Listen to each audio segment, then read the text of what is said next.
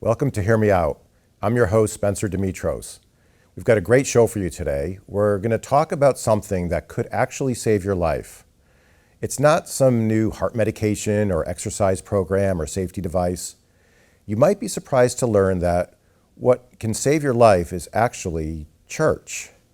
You'll hear about new research that was recently published that shows a causal link between the decline in church attendance and increases in so-called deaths of despair. Those are deaths from alcoholism, suicide, and drug overdoses. Our guest today is Dr. Tyler Giles, a college professor and economist who conducted research with his colleagues, Dr. Daniel Hungerman and Dr. Tamar Ostrom, on why deaths of despair started increasing in the early 1990s and are increasing to this day. We'll talk about their findings and what we can possibly do to reverse this horrible trend in our country. We'll be right back, so please stay tuned.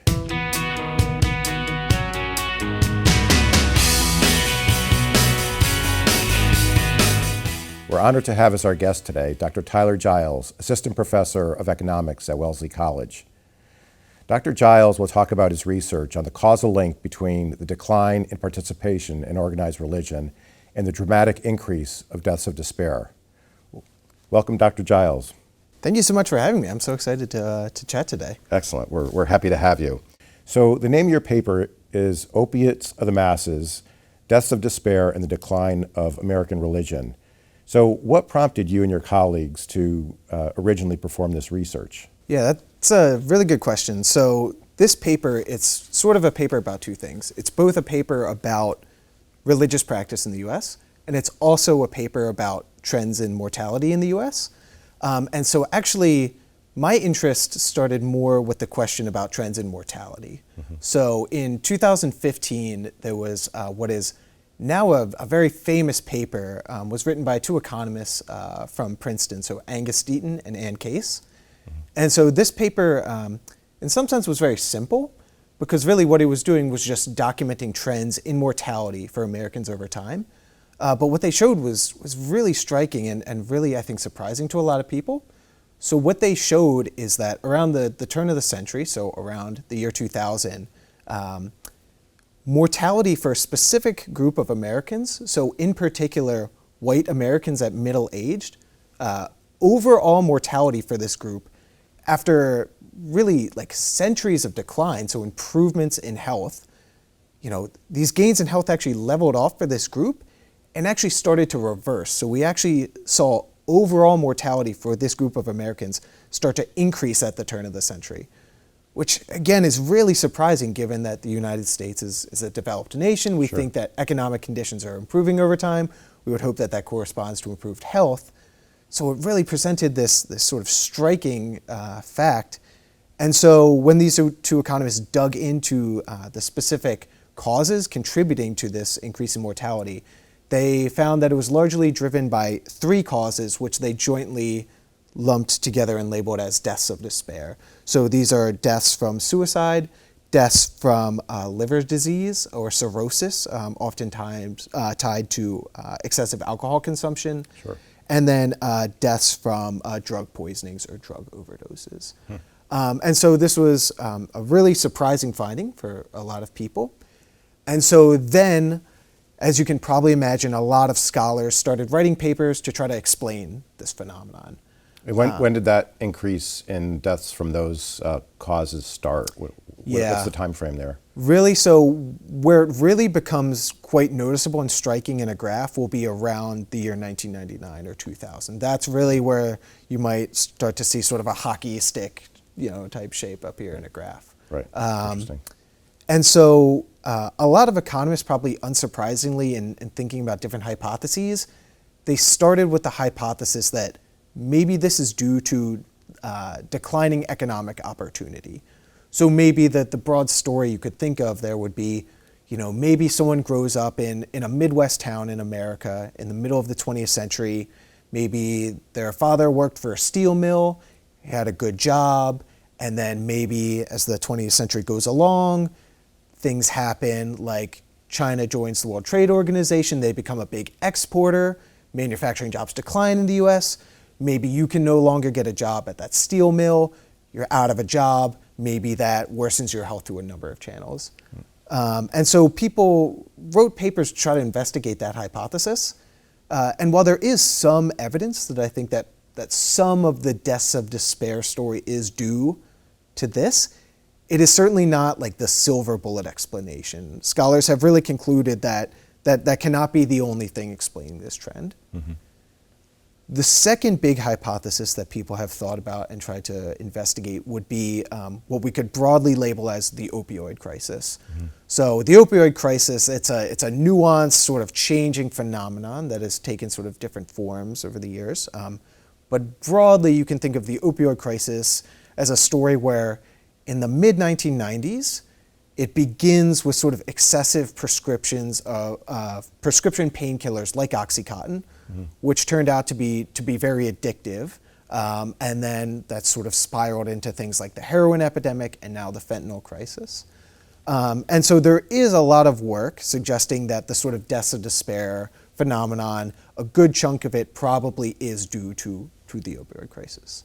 But what led us to think about the connection between religious practice and deaths of despair, there were really two reasons. So one was that people had been hypothesizing that maybe to some extent this is due to sort of just changing social or cultural institutions. Like, I think we all have realized that in so many ways, the ways in which we interact with each other and live our lives has changed mm-hmm. in the past few decades. And so people had been thinking about these hypotheses, but no real sort of empirical work with data to dig into it. So we wanted to sort of explore that and think about, what sorts of institutions might be changing and what could contribute to this. And then a big thing for us, though, was when we sort of took a broader look at the data and looking at these trends in mortality, if you look at the basically the late 80s and right around 1990, you do see these trends in mortality start to change around 1990, mm-hmm. which is actually a few years before the opioid crisis could really conceivably matter. So to us, that was suggestive that maybe we shouldn't just close the book on this investigation and say that it's all due to the opioid crisis. Maybe there's something else happening earlier that could be driving this. And so that led us to think about changes in religious participation. Let me just back up on one thing you said. So, you said researchers looked at whether the increased mortality rates could be attributable to economic factors. Mm-hmm. So what caused them to kind of say maybe a little bit, but that doesn't seem like the silver bullet? Like, what was it? Yeah, so what some studies did is, in one way or another, they tried to estimate the effect of declining conditions. So there's one paper in particular that's really interesting that basically looks at places in the US that previous to China joining the World Trade Organization had maybe specialized in one sort of good or some type of industry, and then saw when China joined the WTO, were these places differentially affected by the rise of this sort of foreign exporter. And so their estimates, just doing a little bit of a sort of back of the envelope calculation and comparing it to the total rise, they see that their estimate is only explaining a fraction of the total rise. Okay, so it's just statistically, it didn't answer the question. Yes, exactly. All right, and so, you see this increase in the rate of mortality attributable to these causes before the onslaught of these new, painkillers out there in the market. So what made you think about or look at, participation in religious service, religious organizations? That's a really great question. So there are a number of reasons. So one, again, we were thinking about sort of what has changed in terms of sort of social institutions. This has been documented previous to our paper. We are not the first people to point this out, but starting around 1990, religious participation, and really when I say that I mean service attendance, like church attendance, began to decline in the US around 1990. Yep. And it was a pretty significant decline, and in fact so significant in terms of magnitude that it might be able to reasonably explain the increase in mortality. This wasn't just like a 1 percentage point decline, in the probability of attending service. It was much larger. So that was one reason. This was a big change. This big change might have the ability to explain some of this. And then also previous work outside of economics has thought about and documented connections between religious participation and health. So for both of those reasons, Got it. we started thinking about this hypothesis. So if the increase in mortality due to, let's just say, I know it's sclerosis of the liver, but alcoholism and suicide, continue to increase through the 90s and beyond, well, then doesn't that alone kind of allow you to say, well, it can't be just the opioid crisis? And the fact that the increase in all three started in 1990 was probably just bolstered the conclusion that, no, we can't just say it's because OxyContin came on the market in, what was it, 1996?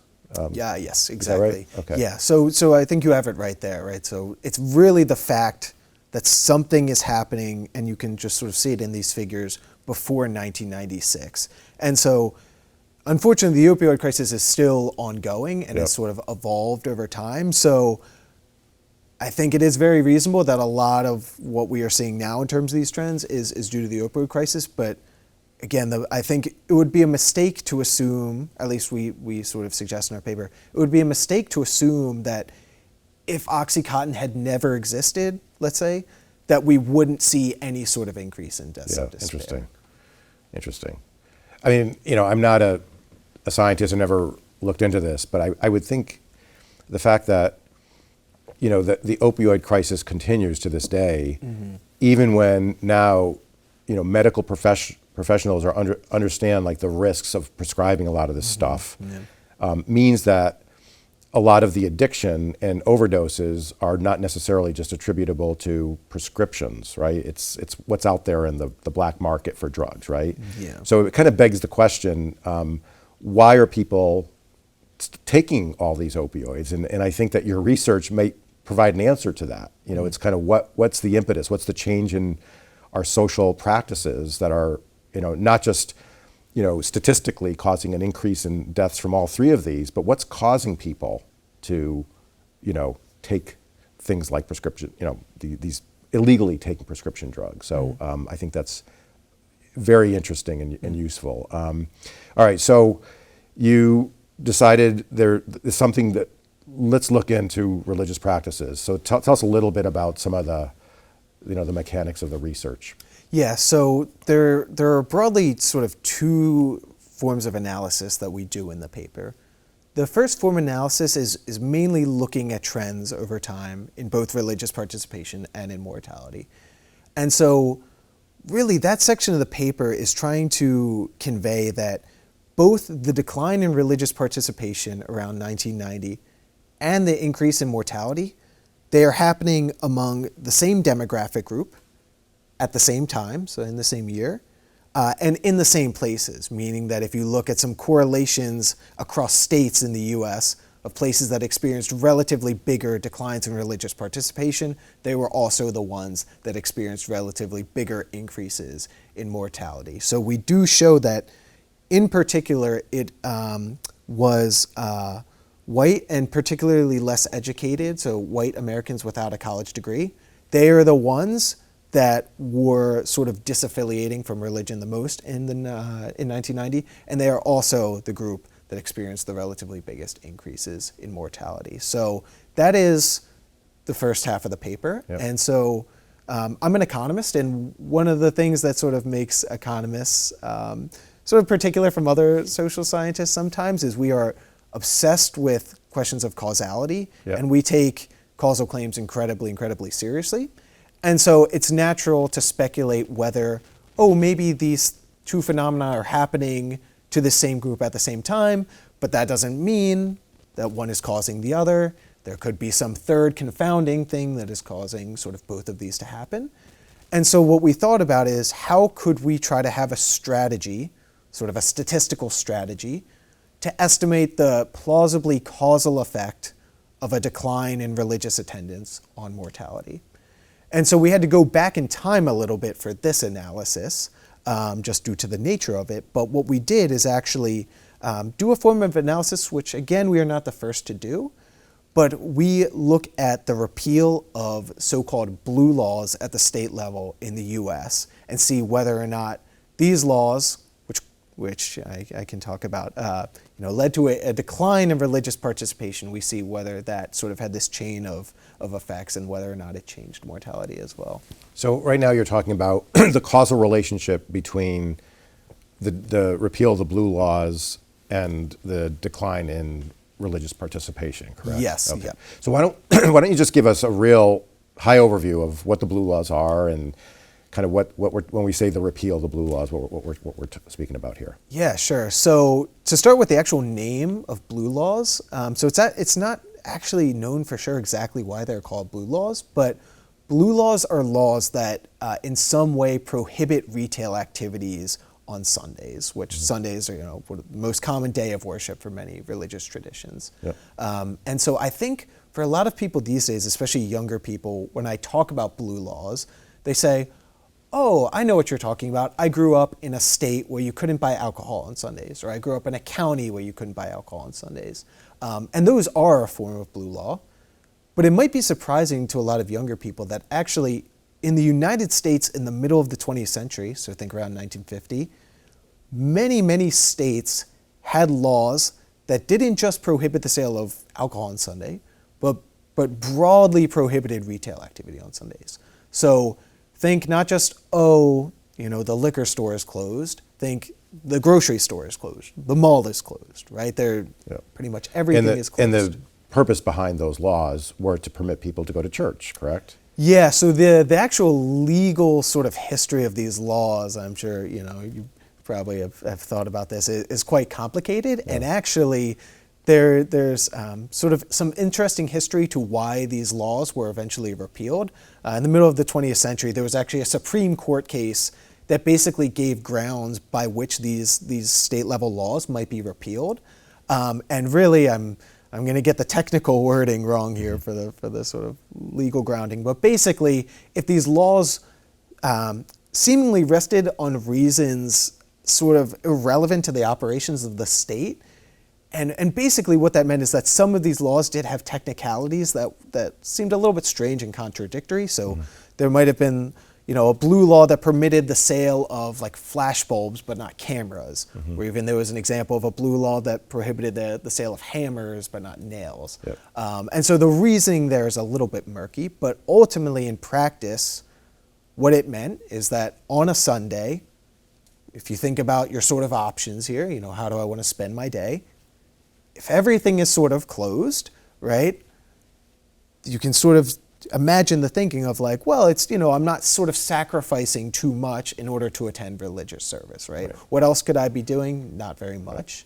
And then try not to use too much economics lingo, but we have this idea of opportunity cost in economics. And the thinking there is basically when people make decisions, the opportunity cost of choosing one thing is the value of what I give up. And so the sort of story with the repeal of blue laws, so previously retail activity is prohibited, the law is repealed, now it's not. Now all of a sudden on Sunday I have more options, right? And so the opportunity cost of attending service has increased. And so what had been shown previously, but what we also show is that this is shown in the data. When blue laws are repealed, religious service attendance declines. Yeah. When you're talking about opportunity costs, put it in just layman's terms. It's, as a consumer, if stores are open, I can go shopping or go to church. If the stores are closed, well, I can't go shopping, so maybe I'll go to church. I think there's also the perspective of the employer, which is, if I can run my business, of course I'd like to do that.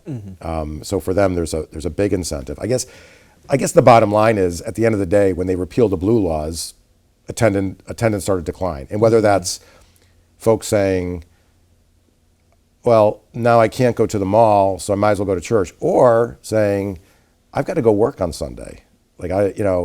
And I could probably make some kind of legal argument that I should get some religious accommodation, but I'm not going to do that because I don't want to get fired. So so you saw the data, I guess, shows that there was a causal relationship, association between the repeal of the blue laws and church attendance, Yeah, correct? we feel pretty confident saying that that is like a causal relationship. The repeal of blue laws does have a causal effect on Got it. attendance. Okay, so that's kind of the first half of the equation. And the Yep. second half is church attendance is down. Yep. And right around the same time, we start seeing an increase in these deaths of despair. Yeah. So I guess just from a data standpoint, how did you gather information about the religious practices of folks, poor, unfortunate victims who died from one of these deaths of despair? Like it's not something obviously that's on a death certificate. How did you get data on that? Yeah, so what we cannot observe is like for the same individual, both whether or not they attended service or whether or not they professed one faith or another, and then also their specific mortality outcome. So to look at measures of religious participation, we use a national survey in the US called the General Social Survey. And so this is a survey that surveys individuals and asks them about a number of things, but it's really good if you're interested in studying religious participation because it asks them questions like, how often do you attend services? So for some of our analysis, when we're just focusing on sort of religious participation, we are sort of using individual level sort of data. Got it. But to sort of make the connection between religious participation and mortality, there it is largely using measures at sort of more aggregate level. So think at the state level. So in a state in a year, we have both a measure of religious participation and sort of an average mortality rate. So that is sort of how most of the analysis is done. Got it. That makes sense. So apart from, it's interesting, that there was just this precipitous decline in religious participation around that time. Mm-hmm. And obviously your research shows that one of the main, if not the main causal factor is the repeal of the blue laws.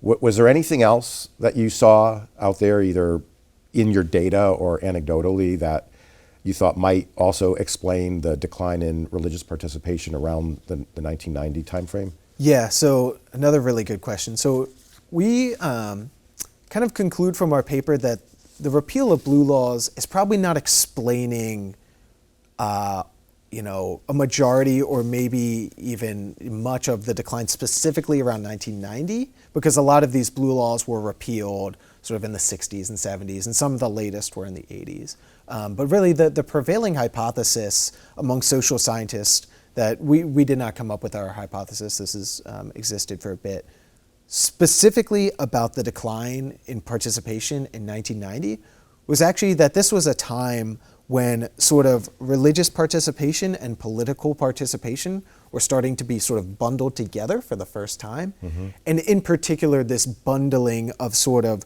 religious participation and conservative politics in the US. And so the sort of hypothesis that a lot of scholars have is that this increased bundling of these two things, for some people attending religious services were maybe a bit discouraged by that and said, oh, I want to do this one thing, but maybe not also have that political ideology. So, maybe this isn't for me. So that is largely the hypothesis for the 1990 decline. Yeah, I mean, it's funny. I remember that. I remember that period in the 90s, and it was, it was like the first time I think I heard the term culture wars, right? And it started a lot from, the religious right, coming together with the conservatives on a political scale. And that's, I could see that also be a driving factor for when, some people just said, that's enough for me. And they kind of moved away from it. Yeah. So that's interesting. So, the demographic that you're, and the bottom line is, you see this correlation, association between decline in religion and increase in these mortality rates. And so you talked really kind of high level about the difference between an association and causation. So what allowed or enabled you to say that there's a very good chance there's actually a causal link here, that the decline in religiosity, as you say in your paper, is actually causing an increase in the mortality rates from these deaths of despair? Like what evidence is there of a causal link? Yeah, that's a really good question. So we really feel most strongly that the blue laws analysis is giving us a causal effect of declining participation on mortality. And so the sort of logic there is, getting back to the blue laws, these were state level laws.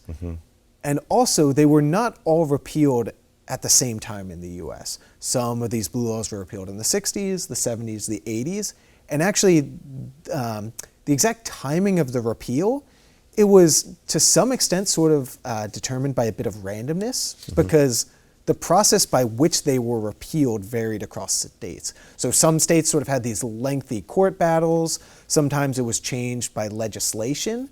And so basically what that means is that if there's a lot of sort of variety in when these laws are being repealed, if we look at these states and these times when they're repealed, and then also look at mortality, if it happens to be that in these places and at these times, this outcome is also changing, it's pretty suggestive that it's going to be due to repeal of blue laws, because there's nothing else that is simultaneously happening in these states and at these times due to just the nature of Makes sense. So that's saying, there's the association is so strong over different states, with different in different scenarios, that we can almost infer a causal relationship there. But that's talking about the causal relationship between the repeal of blue laws and declining religiosity.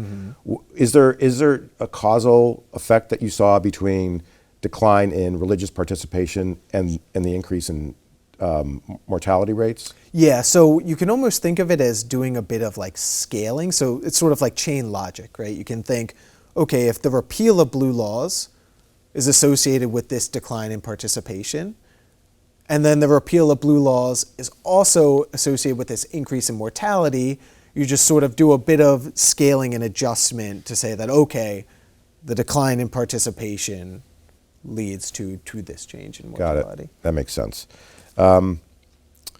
So here's the real important question, I think. They're all important questions, but this is the one that I think is going to have the most impact. So we've got these findings, and it's very telling. So how do we use this now to reverse the trend and increase mortality rates?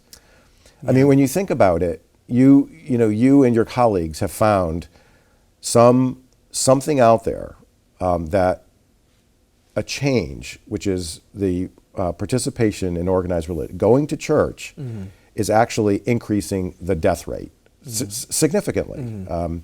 So, the question is, how do we use this now to see if we can, maybe we're not going to fix the problem, but at least, get things on a downward trend again in terms of mortality rates?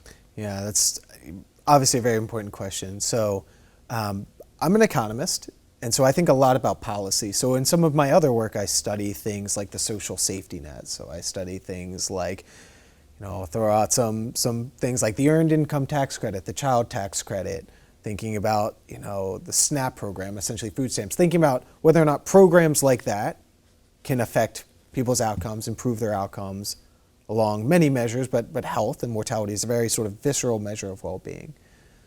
So I do think that there is room still for policy to help reduce deaths of despair through many channels, right? Through policies related to healthcare, still through policies sort of targeting the opioid crisis in many ways. But I think one of the things that's a little bit hard for me to do as an economist with this paper is to say that if some of this crisis is due to changing social institutions, it's hard to think about what the right policy lever is going to be there. Right. And so I think it forces us to take a step back and say, for this aspect of the crisis, I don't think there is one. And so it just sort of, I think, makes me at least think and ponder about, like, to what extent is it up to us sort of as citizens to sort of participate in civil society and, improve our communities in that aspect. And so policy-wise for this question, it's a little bit hard.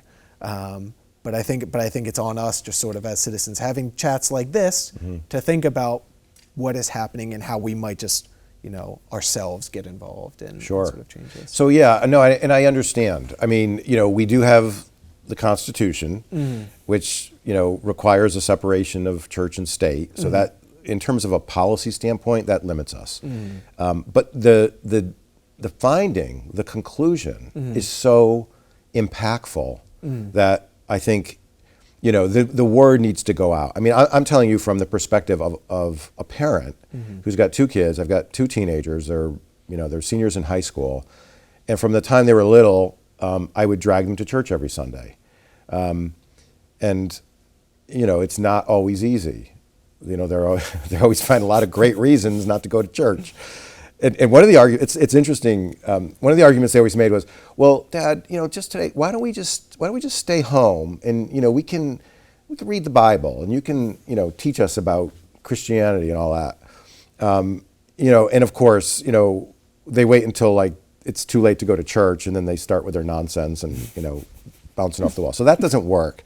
But it has some relevance to your research, because your research is saying, what people's beliefs are, what they kind of believe in their own minds, or whether they sit, lay in bed at night and pray, isn't the factor, isn't what's causing, it's not the decline in belief in God, it's the decline in going to church. Yeah. So I actually have used your paper when I'm fighting with my kids. It's like, actually going to the physical act of going to church, changes your mindset.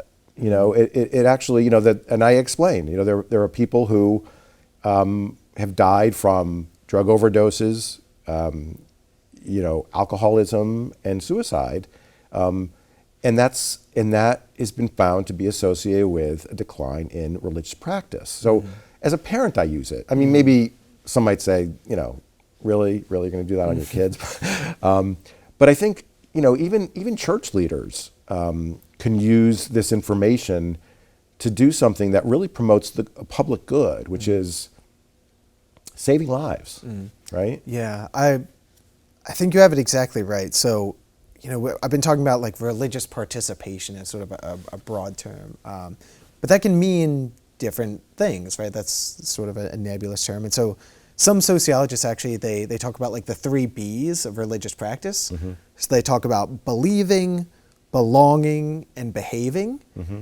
And so if you say, oh, I'm a religious person, that might mean, in a belief sense, that might mean, I believe in God, I believe in the afterlife, I believe in some idea maybe of karma and right and wrong. But that is different than sort of like formal belonging to a specific religious tradition, right? I can believe in God, but maybe not identify as a Protestant or as a Muslim or as a Jew. And then lastly, there's behaving, right? And so behaving can take many forms, but a big one, is service attendance, right? Yep. And so that is the focus of our paper. And you have it exactly right that really our findings suggest that it's probably not due to a decline in belief. Like, we don't see changes in the fraction of Americans that report, praying once a week. It's really this service attendance aspect. And so, many sort of hypotheses just within that about why might service attendance matter. But I think something that is sort of relevant maybe beyond just the scope of religious participation is this idea of sort of community. And so there are scholars who have thought about this, again, outside of just the context of religion, but maybe it is really valuable to have something that you go to once a week where you interact with people who maybe you don't work with, who maybe are not, right in your neighborhood, and that for any number of reasons and through a number of channels, that sort of community participation is good. Yeah, interesting. I guess for the skeptics, they might say, well, that's a very, very plausible explanation, that it has nothing to do with religion. It has to do with participating in groups and organizations. And maybe the response to that is, and I'm just throwing this out, is, yeah, but there's no data that shows a decline starting around 1990 in organizations generally, just secular organizations, that it really is about, like, the data shows that the decline starts relative to organized religion. Mm-hmm. Is that correct? Yeah. So I'd say that's mostly correct. People have thought about sort of the decline, because there is also a decline more broadly in sort of civic participation. But I think it's harder to nail that decline to the increase in deaths of despair than it is to tie it to religious participation. And getting back to the main thing here is that, like, to look at other measures of sort of civic participation, they were and still are less popular than religious participation. Like, even though religious participation in the U.S. has declined, it is still a very big activity for a lot of Americans. Sure. And so to think, oh, could this be due to declines in people participating in like a Lions Club or something like that? It's going to be a lot harder to just look at that sort of thing, because it's just so much more specific. Yeah, interesting. So as we kind of think about where we go from here, what do you foresee as other areas for future research that can kind of follow up on what you've accomplished so far with your colleagues, for the better good, and kind of along the lines of what you've already found? Yeah, that's a great question. So I'm always thinking about things that I would love to work on, and unfortunately there's only so much time in the day. But I'd say there are a couple of different channels. One would be just continuing to think about the effects of religious disaffiliation in the US, because while our focus is really on a trend change in 1990, that trend change has not reversed, right? There's this phenomenon that people sometimes call the rise of the nones, meaning the rise of people without any sort of religious affiliation. And so that has continued into the 21st century. And so, it's really important to think about, what consequences there might be from that. And then thinking of mortality, that aspect of our research, again, those are trends that are not reversing, unfortunately, right? We're still grappling with this as a health crisis. There's still a lot of work to be done to understand that aspect. And then there's also projects that I would love to do that would sort of go back in time a little bit, but think about sort of the 20th century in the US, and think about whether exposure to sort of religion more broadly in various aspects affects people's behavior. So economists have started writing more and more papers about exposure to like TV programming, actually, believe it or not. And so I think it would be really interesting to try to write a paper on the effects of exposure to like religious programming when it first became a thing in the middle of the 20th century on outcomes. Yeah, I think that would be fascinating. So, obviously the conclusion of your paper is, I'm going to characterize it as pro-religion. It actually makes a case for religious participation, right? It decreases the mortality rates of certain things. And I think it's fair to say, and you don't need to agree with this, that we're kind of living in an era that's a little bit anti-religion, particularly anti-Christian in some respects. Just again, kind of an extension of the culture wars. So I'm curious whether have you gotten any kind of, I'm not saying aggressive backlash, but poking holes at some of your conclusions. Have you gotten any negative response out there from the conclusions that your research came to? Yeah, so I think I always welcome like criticism of our work, right? We're social scientists, right? So what we do, we have some form of scientific method. We have a research question, we try to apply some methods, and we see what the data says. And of course, we can have prior hypotheses about what we might expect given existing research. But good science involves like criticism, right? Constructive criticism. So, I welcome that. But have there been people that have pushed back maybe based off their prior beliefs?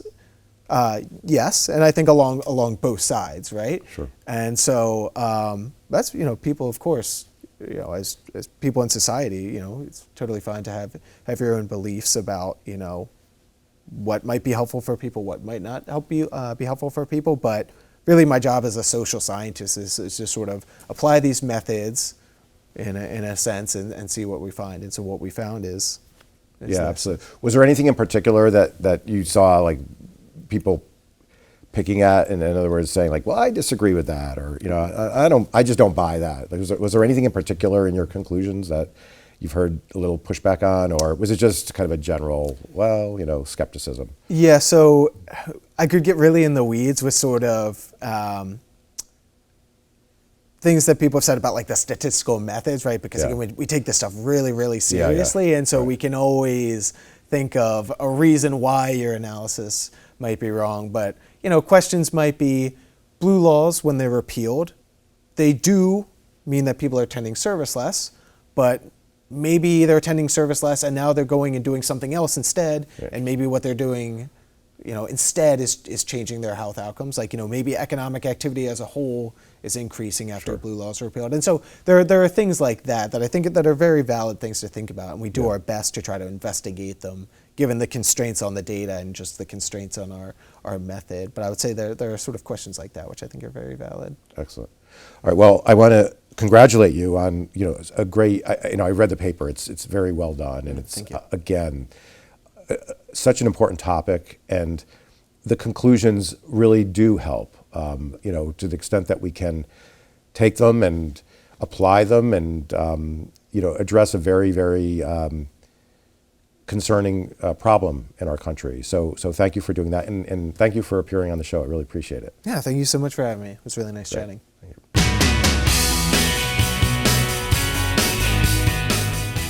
Before we wrap up, since today is my very first show, I thought I should share with you a bit about me and why I created Hear Me Out. So first about me. I live about an hour outside of Boston in a small New England town with my wife Catherine and boy-girl twins Christopher and Coco. For most of my career, I've been a lawyer.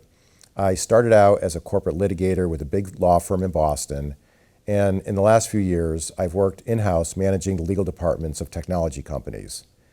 And as much as I love being a lawyer, and I do, I'm taking some time now to create this show, which I believe will help fill a gap in what's being shown these days on TV and social media.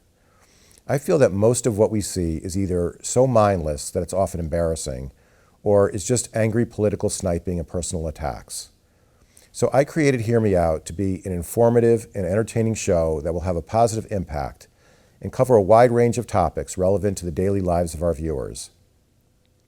Things like work-life issues, health, fitness, career development, parenting, and personal relationships. In addition, the show won't shy away from social or political issues, but we'll hear from people on both sides of the aisle who can give their perspectives in an unbiased forum. And my promise to you is that I'll do my best to ensure that the discussions are always conducted respectfully, without inflammatory rhetoric, and with the goal of inspiring better lives for all of us. Anyway, that's our first show. I'd love to hear your thoughts, questions, and feedback. Please send me a note through my website at watchhearmeout.com. See you soon.